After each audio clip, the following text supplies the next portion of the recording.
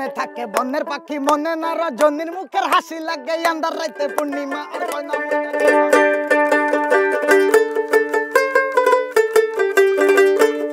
দর্শক স্বাগত স্টার নিউজের বিশেষ আড্ডায়। আজকে আমি রয়েছি রাজধানীর নিকেতনের একটি স্টুডিওতে। আমাদের সাথে রয়েছেন সঙ্গীত পরিচালক এ.কে. মজুমদার ইস্তি। ইস্তি ভাই কেমন আছেন? এই তো আলহামদুলিল্লাহ, কেমন আছে? আমিও ভালো আছি। আমাদের সাথে রয়েছেন বাংলাদেশের সুনামধন্য একজন সঙ্গীত শিল্পী, সেই সাথে অভিনেতাও ইরফান মৃধা শিবলু। শিবলু ভাই কেমন আছেন? ভালো আছি, আপনি কেমন আছেন? আমিও ভালো আছি। শুরুতেই যখন আপনার স্টুডিওতে আসি তখন একটা দোতারার আওয়াজ আমাদের কানে ভেসে এসছে, সেটি আসলে খুবই চমৎকার লাগছিল, শুনছিলাম। তো এটার পেছনের গল্পটা একটু শুনতে চাই, নতুন কোনো কিছু আসছে? মূলত শিবলু ভাই আমাকে হঠাৎ করে একদিন রাত্রে ফোন করে ডাক দিয়ে বলল যে ইস্তি একটা গান বানাইতে হবে একটা ফিকশনের জন্য। এর মধ্যেই দুই একের মধ্যেই আমি হঠাৎ করে মানে র্যান্ডম আর কি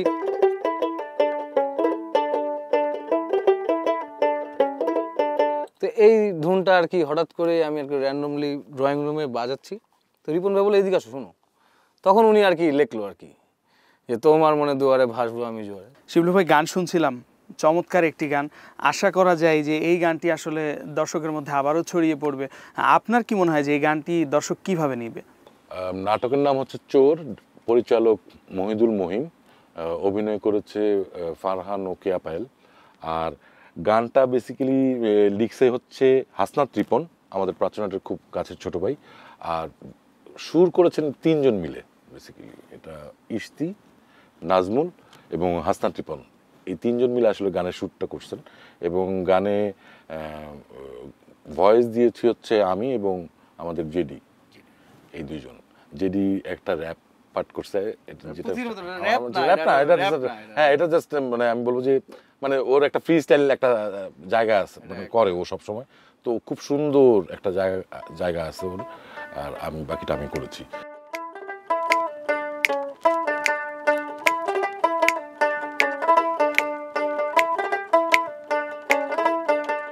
তোমার মনের দুয়ারে ভাসবো আমি জোয়ারে, তোমার মনের দুয়ারে ভাসবো আমি জোয়ারে।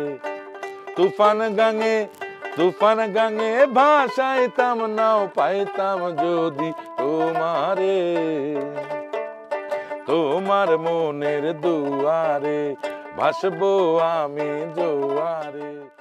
শিবলু ভাই জানতে চাই যে পরিবারের আসলে কে কে গানের মধ্যে আছেন, আর আপনার গানের পেছনে আসার যে গল্পটা সেটিও শুনতে চাই।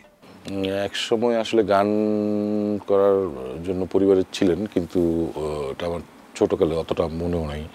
কিন্তু আমার যতটুকু মনে পড়ে যে আমার মা খুব ভালো গানের গলা, উনি গান করতেন। তারপর হচ্ছে আমার মেজো মামা খুবই সুন্দর, ওনার গানের গলাও খুব সুন্দর। আমি ছোটোবেলায় বেসিক্যালি এই দুজনের কাছ থেকেই আমার বলতে পারেন গানের হাতেখড়ি এবং গানের প্রতি যে একটা আগ্রহ এটা তৈরি হওয়া। এবং তারপরে আসলে বড় হওয়ার সাথে সাথে নিজের চর্চা শুরু, সেটা যখন যেভাবে হোক। যেহেতু আমি ধরেন প্রায় এক যুগের মতো থিয়েটার করছি, তো থিয়েটার করতে গিয়ে আমার মেইন চর্চাটা হয়েছে আসলে ওইখানেই। তো ছোটোবেলা থেকেই আমার গানের চর্চা, এবং ফ্যামিলিতে এক সময় চর্চা ছিল, এখন আসলে তাদের বয়স হয়ে গেছে, আসলে বার্ধক্যজনিত কারণে ওনারা হয়তো ওই কাজটা করতে পারেন না, কিন্তু আমি এখনো চর্চা করতেছি। কোন পরিচয়টা আপনার কাছে খুব দারুণ মনে হয়? মানুষের প্রথম পরিচয় তো আসলে ওই ব্যক্তি মানুষটা। তো আমি মনে করি যে প্রথম পরিচয় আসলে আমি শিবলু। আমি মানুষের কাছে যেভাবে পরিচিতি, আসলে আমার কাজই মানুষকে আমি বলবো যে আমার পরিচিতি দেয়। তো প্রথম হচ্ছে আমার কাজ। আমি ধরেন প্রথম মিডিয়াতে যখন কাজ শুরু করি, আমার মনে আছে 2000 না 98-99 পর থেকে আসলে আমার মিডিয়াতে খুব একদম ঢুকে গেছি আর কি তখন। তো প্রথম আসি হচ্ছে সহকারী পরিচালক হিসেবে কাজ করার জন্য ক্যামেরার পেছনে। যেহেতু থিয়েটার করতাম, ওইভাবে ধরেন টেলিভিশন নাটকেও তখন কোনো কাজ করা হয়নি। তো সহকারী পরিচালক হিসেবে কাজ করতে করতেই একসময় ক্যামেরার সামনে আসা। বেশ 7-8 বছরের মতো অনিমেষাইজ ওনার সাথে কাজ করা, ওনার প্রোডাকশনে সহকারী পরিচালক হিসেবে, এবং 2012 থেকে মেজবাহ রহমান সুমন ভাইয়ের সাথে কাজ করা শুরু আর কি। তো আমি আসলে এর মধ্যেই, যেহেতু মনের মধ্যে একটা ইচ্ছা ছিল যে ক্যামেরার সামনে একটু যদি নিজের চেহারাটা যদি একটু দেখানো যায়, সেটা অভিনয়ের মাধ্যমে হোক বা যেভাবেই হোক, তো ওই জায়গা থেকে আসলে চিন্তা করতে করতে একটা সময় আসলে, যেহেতু থিয়েটার করতাম, অভিনয়ের প্রতি একটা ঝোঁক ছিল, তো একটু ছোট ছোট করে আসলে কাজ করতে করতে ক্যামেরার সামনে আসা।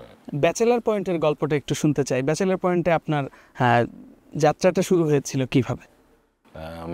ব্যাচেলার পয়েন্ট আসলে যাত্রাটা খুবই ইন্টারেস্টিং। আমার তখন পলাশের সাথে খুব বেশি দিন হয় না পরিচয় হয়েছে, তো ওর মধ্যেই খুব অল্প দিনের পরিচয়ের মধ্যে 12-13 দিনের একটা কাজ করতে গেছিলাম আমরা দুজনেই একসাথে। তো ওইখানেই আমার জিয়াউল হক পলাশের সাথে খুব সুন্দর একটা বন্ধুত্ব হয়। আমারও খুব ভালো লাগে, আমার খুব প্রিয় মানুষ পলাশ। তো ওখান থেকেই পলাশের সাথে যখন আমার ওই কাজটা করতে যাই 12-13 দিনের, ওইখানে পলাশ প্রায় সময় হচ্ছে দুইটা মানুষের কথা বলতো। একটা হচ্ছে কাজল আরিফিন অমি ভাই, এবং সেকেন্ড মানুষটা হচ্ছে তৌহিদের কথা বলতো। তৌহিদ মানে হচ্ছে বুম ফিল্মের প্রডিউসার তৌহিদ। তো ওভার দ্য ফোনে অমি ভাইয়ের সাথে যখন কথা হইতো, তখন যেহেতু সারাক্ষণ আমরা একসাথে থাকতাম, তখন ও আমার কথা বলতো যে ভাইয়া, অমি ভাই এরকম শিবলু ভাই নামে একজনের সাথে পরিচয় হয়েছে, খুব ভালো অভিনয় করে, ওনাকে আমরা ব্যাচেলার পয়েন্টে একটা যে কোনো একটা ক্যারেক্টারে উনি করতে চায়। তো আমি বলছি যে আচ্ছা ঠিক আছে। তো ওই জায়গা থেকেই পলাশ একদিন ঢাকায় চলে আসি। ঢাকায় আসার পর বেশ কিছুদিন পরে পলাশ হঠাৎ করে বলে যে ভাইয়া, আমরা তো ব্যাচেলার পয়েন্টে শুটিং করতেছি পুরান ঢাকায়, পাগলা সুজন নামে একটা ক্যারেক্টার, জেলখানায় যে ক্যারেক্টারটার সাথে আমার আসলে পরিচয় হয়, তো এরকম একটা ক্যারেক্টারে অমি ভাই তোমাকে করতে বলতেছে, তুমি কি করতে চাও? সিকোয়েন্স বেশি না ভাইয়া, 2টা সিকোয়েন্স। আমি বললাম কোনো সমস্যা নেই, ব্যাচেলার পয়েন্ট তো অত, সিজন 4 ওইটা।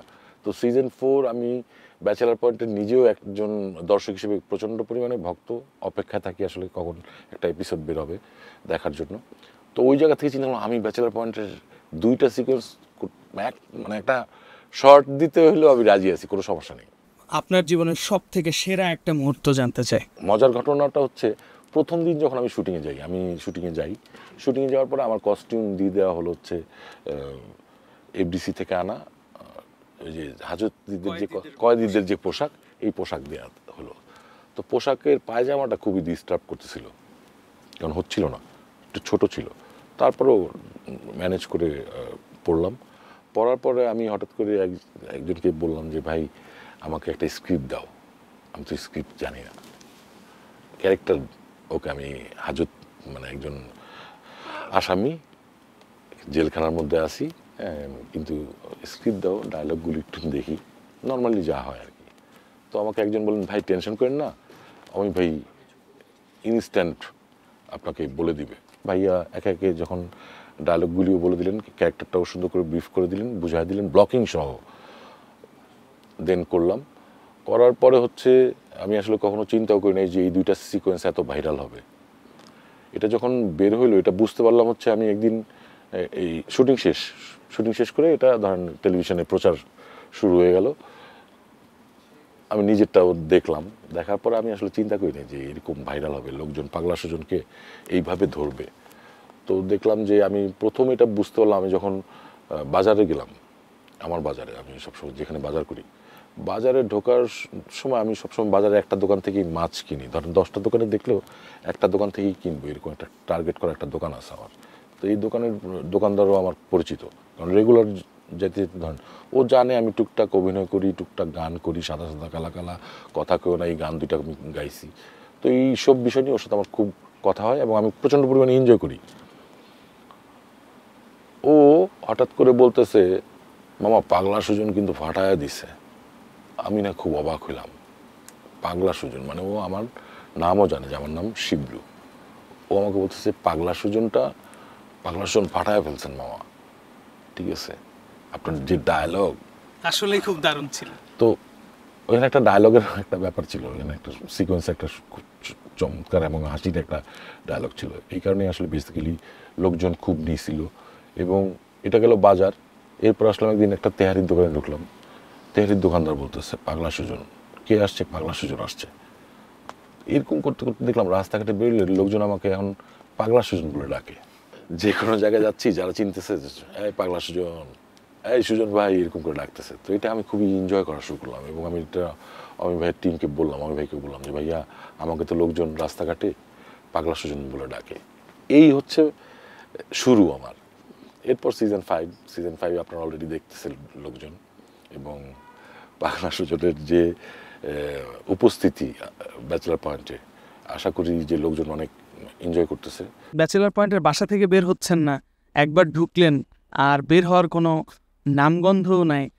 এইখানে পাশা ভাইকে কিভাবে নিচ্ছেন, গল্পে কি বলে আর বাস্তবে আসলে পাশা ভাই কেমন?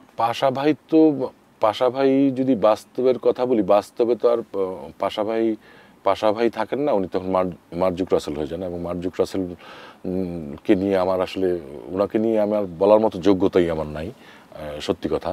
কারণ উনি যথেষ্ট পরিমাণে একজন জ্ঞানী মানুষ এবং অনেক বিনয়ী এবং আমার খুবই পছন্দের একজন মানুষ। আর পাশা ভাইয়ের কথা বলতে গেলে, পাশা ভাই আসলে এমন একটা চরিত্র, যেই চরিত্রটা আসলে হয়তো একটা সময় থাকে না আমাদের সমাজের কিছু চরিত্র, যেই চরিত্রটা আসলে একটা বাজে সময়, একটা খারাপ সময় পার করে এবং সে তার নিজের ডেভেলপ চায়, সে দিন দিন তার পরিবর্তন ঘটাতে চায় এবং সেটা যে তার মধ্যে তাড়না এক ধরনের। এবং আমরা পাশাপাশি ক্যারেক্টারটা আরও যদি ইন্টারেস্টিং করে বলতে চাই, উনি কিন্তু প্রচণ্ড দেখবেন তার শব্দ চয়ন উনি কিন্তু জানেন, তার মানে জ্ঞানী, উনি পড়েন, এটা বোঝা যায়। ওনার রুমটা আপনি খেয়াল করেন, ইটস আন্ডারওয়ার্ল্ড রুম, আন্ডারওয়ার্ল্ড যে লেখাটা, এই লেখাটাই আপনি খেয়াল করেন, ইটস আর্ট। কি আর্ট স্পেসিফিকলি আমি হয়তো বলতে পারছি না, কিন্তু সেটা একটা ফর্ম, আর্ট ফর্ম। ওনার রুমে দেখবেন আপনি একটা ক্যানোপি আছে, যার পরনে একটা বক্সার পরানো কালো রঙের একটা, এবং গলায় সুন্দর একটা লকেট ঝুলতেছে, এটার একটা, এবং ঘাড়ে দেখবেন সুপারম্যানের মতো একটা। তো প্রত্যেকটা জিনিস এরকম যদি ধরি, পাশাভাইয়ের চরিত্রটা আসলে পাশাভাই একা না, পাশাভাইয়ের টোটালি 4-5টা নিয়ে চরিত্র, ওনার এসি, 2টা এসি। সো এগুলি আসলে খুবই চমৎকার একটা চরিত্র। এবং উনি দিন শেষে হচ্ছে পাগলা সুজনের বড় ভাই, হয়তো বা আপন না, কিন্তু আপনের থেকেও কম না ওই ফিলটা। এবং পাশা ভাইয়ের যে রুমটা আমরা দেখি ব্যাচেলার পয়েন্টে, এই সেটটা কি উনি ওনার পছন্দ মতো করে সাজান নাকি এটাও টিম থেকে দেয়া থাকে? এটা আসলে টোটালটাই, আপনি পাশা ভাইয়ের চরিত্র বলেন, পাশা ভাইয়ের রুম বলেন, বা এই যে টোটাল ব্যাচেলার পয়েন্টে যে বাসা বা যেই স্পেসটা আমরা দেখি, এই টোটালটা কাজল আরিফিন অমি ভাই নিজে হাতে, এটা আমার চোখে দেখা, যে উনি নিজে ধরেন প্রত্যেকটা কালার, পর্দা, প্রত্যেকটা প্রপস, এটা ভাইয়ার একদম স্পেসিফিক করে বলে দেয়া যে এটা এইখানে হবে, এটা এখানে দাও, এই কালারটা এরকম হবে। এই যে পাগলা সুজনের যে ক্যারেক্টার, এই ক্যারেক্টার কি বাসায় কখনো অ্যাপ্লাই করেছেন? না, পাগলা সুজন ক্যারেক্টারটা তো এটা আসলে যদি বাসায় অ্যাপ্লাই করা হয়, এটা তো আসলে হয় না আসলে। আর পাগলা সুজন ক্যারেক্টারটা শুধু ব্যাচেলার পয়েন্টেই পাগলা সুজন, ওই বাসাটাতেই পাগলা সুজন, এবং ওই ঘটনা ব্যাচেলার পয়েন্ট রিলেটেড যখন কাজ করা হয় তখনই পাগলা সুজন থাকে। এর বাহিরে আসলে শিবলুই। আমরা আগের একটা গান শুনতে চাই, সাদা সাদা কালা কালা, এবং হাওয়া থেকে একটা গান। সাদা সাদা কালা কালার একটা মুখ আমি আপনাকে শোনাতে পারি। কথা কেউ না গানটা আসলে করতে গেলেই সবসময় আলে আন্টির কথা মনে হয়, আর আলে আন্টি ছাড়া আসলে গানটা করতেও কখনো ইচ্ছে করে না। কারণ মানুষ আসলে যখনই কথা কেউ না শোনে, তখনই হচ্ছে আমার কাছে মনে হয় যে আলে আন্টিকে যদি আমি গাই, আসলে হয় না, আসলে দুজন ডুয়েট তো, এই কারণে আসলে করতে চাই না। সাদা সাদা কালা কালা গান শুনাই। তুমি বন্ধু কালা পাখি, আমি যেন কি বসন্তকালে তোমায় বলতে পারিনি। সাদা সাদা কালা কালা রং জমেছে সাদা কালা, হইছি আমি মন পাগেলা বসন্তকালে। তুমি বন্ধু কালা পাখি, আমি যেন কি বসন্তকালে তোমায় বলতে পারিনি। ব্যক্তি জীবনে শিবলু মৃধা আসলে কার গান শুনেন বা কোন শিল্পীকে অনুসরণ করেন? এটা আসলে আমি ছোটবেলা থেকেই সব ধরনের গান শুনি, সব ধরনের গানই আমার ভালো লাগে, সবার গানই আমার ভালো লাগে। কিন্তু স্পেসিফিকলি যদি বলেন, ম্যাক্সিমাম দ্য টাইম আমার ফোক শোনা হয় বেশি, রবীন্দ্রসঙ্গীত শোনা হয় বেশি, সেটা যে কারো আর কি আমার ভালো লাগে। আপনার টি শার্টে আমরা একটা জিনিস দেখতে পেয়েছি, মুন্সিগঞ্জ প্রিন্টের মাধ্যমে ফুটিয়ে তোলা হয়েছে। এইটা নিয়ে একটু শুনতে চাই যে মুন্সিগঞ্জ কেন লেখা? মুন্সিগঞ্জ হচ্ছে আমার গ্রামের বাড়ি, তো আমি মুন্সিগঞ্জের ছেলে, এটা আসলে কখনো বলা হয়ে ওঠে না আর কখনো বলতেও চাই না আসলে, কারণ মানুষ আসলে আমি অমুক জায়গায় থাকি তো অমুক জায়গায় থাকি, ওইখানে আমার গ্রামের বাড়ি বা ওইটা আসলে না, সারা দেশটাই আসলে আমার এরকম মনে হয়, এটাই ফিল করি। আর স্পেসিফিকলি বলতে গেলে এটা আমার মুন্সিগঞ্জ হচ্ছে আমার গ্রামের বাড়ি। আর যেহেতু দেখতেই পাচ্ছেন এখানে সুন্দর, আমি বলবো যে এখানে একটা সুন্দর কথা আছে, নদীর গল্পে গড়া শহর।